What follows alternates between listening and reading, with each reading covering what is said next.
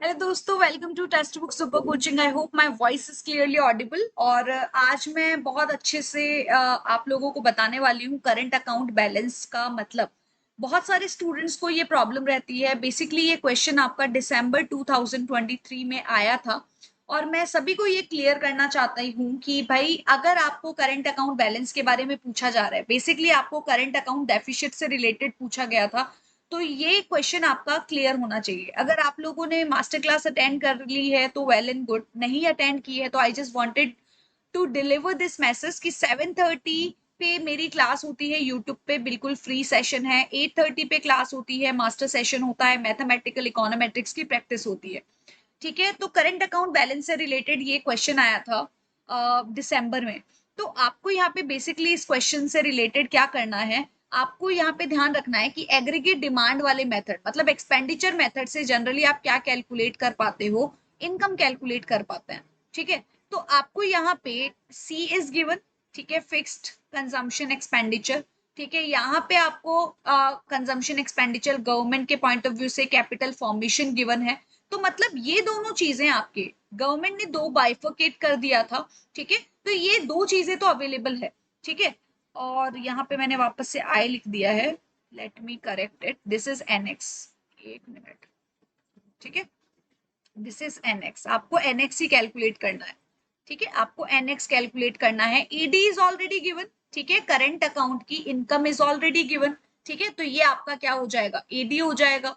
ठीक है, और बाकी के ये तीनों आपको ऐड करने ही है। उसके अलावा in order to determine investment, आपको देखना है कि भाई आपके, यस बिल्कुल इन्वेंट्रीज आ जाएगी, चेंज इन स्टॉक, वैल्यूएबल्स भी आपको देखने के लिए मिलेंगे, कुछ ना कुछ डिस्क्रिपेंसीज भी रह जाती है, तो ये माइनस करके आप कैलकुलेट करोगे। तो मैं आप लोगों के साथ ही कैलकुलेट कर लेती हूँ, please do calculate this question कि भाई आपको करंट अकाउंट के बेसिस पे, जिन जिनको नहीं पता है उनको मैं ये सब चीजें बता रही हूँ कि please try to calculate it. ये क्या बन जाता है, मैंने ये पुट कर लिया है कैलकुलेटर में 26, 25, 361, ठीक है, प्लस 67, 86, 391। ठीक है, इन तीनों का कैलकुलेशन जो है वो बैठ गया है सी प्लस जी का, सिर्फ सी प्लस जी का कैलकुलेशन बैठा है 23756,088। ठीक है जी, तो यहाँ पे इन्वेस्टमेंट्स का भी देख लेते हैं, प्लस इन्वेस्टमेंट करते हैं 163,438, प्लस कर दो 379,112, माइनस कर दो 208,247। ठीक है, इट वुड बिकम व्हाट, मैंने अगर प्लस कर दिया है इन्वेस्टमेंट तो इट वुड बिकम 24090,391। ठीक है जी, तो इसका डिफरेंस निकाल लो, मतलब आपको ये पता चल गया कि इनकम माइनस करना है सी प्लस आई प्लस जी को, और ये अगर माइनस में आता है, ये if this is in minus तो एनएक्स होगा। ठीक है, ये करंट अकाउंट बैलेंस है, इसका मतलब है ये डेफिशिट में आपको देखने के लिए मिल रहा है। तो भाई माइनस कर दो भाई फटाफट 234 से, माइनस -23471,012। ठीक है, इट वुड बिकम व्हाट, अगर आप नेशनल इनकम से माइनस कर देते हो, ठीक है, ये माइनस होगा। ठीक है, नेशनल इनकम प्लस का होगा 23471,012, ये आपका बन जाएगा माइनस का 619,379। ठीक है, अब जो 619,379 आया है, मतलब ये करंट अकाउंट डेफिशिएट आ गया, आपको रेशियो बताना है, जीडीपी के से डिवाइड कर दो अब। ठीक है, अब जीडीपी से डिवाइड कर दो, इसको डिवाइड कर दो, divided by, let me, this is divided by 23471,012। ठीक है, आपको डिवाइड करने के बाद आपको रेशियो बताना है, तो इसका रेशियो आ रहा है, एक मिनट, इसका रेशियो आ रहा है 2.638। ठीक है, तो यहाँ पे क्या आप लिख सकते हो, 2.64, आंसर वुड बी व्हाट, 4। ठीक है जी, आपने सबसे पहले आपने क्या किया, मैं फिर से आपको बता देती हूँ,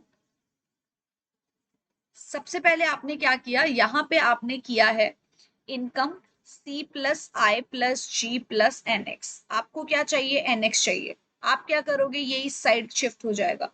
आपकी अगर नेगेटिव वैल्यू आती है तो NX would be in negative. इसका मतलब है करंट अकाउंट डेफिशिट है।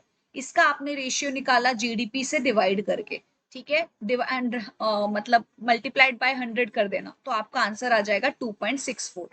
अब आपको देखो यहाँ पे आपके पास CAD इज गिवन। CAD क्या है, current account deficit 619, this is in minus, ठीक है, 619, एक मिनट, 619,379 ये है, ठीक है। और आपको गिवन है कि CAD क्या है, NX।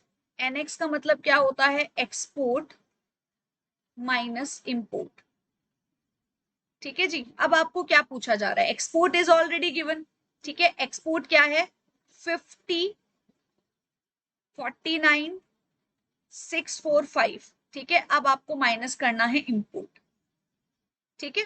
तो आप इजीली क्या कर सकते हो, क्या इंपोर्ट इस साइड आ सकता है, अगर CAD माइनस का है तो इस साइड आके प्लस हो जाएगा, 49645 प्लस 619,379, ठीक है। इसका आंसर आपको मिलेगा, ये भी क्वेश्चन आपका पूछा गया था कॉम्प्रीहेंशन से ही, आपको कैलकुलेट करना था इंपोर्ट की वैल्यू, और ये आपका आ जाएगा 56,69,024, ठीक है।